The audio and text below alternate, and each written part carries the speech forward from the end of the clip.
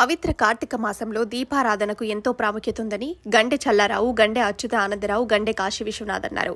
కాకినాడ జిల్లా కిర్లంపూడి మండలం వేలంక గ్రామంలో శ్రీ ఉమా నీలకంఠేశ్వర స్వామి ఆలయంలో గండె కాశీ విశ్వనాథ్ ఆధ్వర్యంలో కోటి దీపోత్సవం నిర్వహించారు.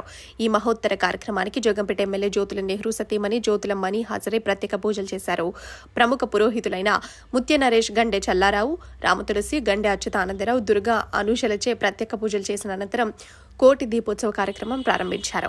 ఈ పవిత్ర కార్యక్రమంలో గ్రామ ప్రజలు భక్తి శ్రద్ధలతో పాల్గొని దీపాలను వెలిగించారు. కోటి దీపాల కాంతుల్లో ఆలయం శోభాయమానంగా మెరిసిపోవడంతో గ్రామ ప్రజల ఆనందాలకు అవధులు లేకుండా పోయింది.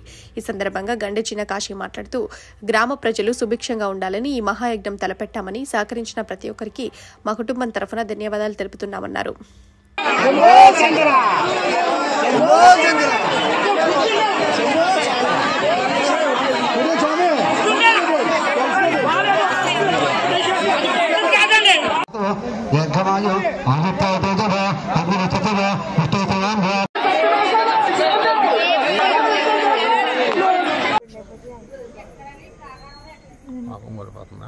దగ్గరికి వెళ్ళాలగా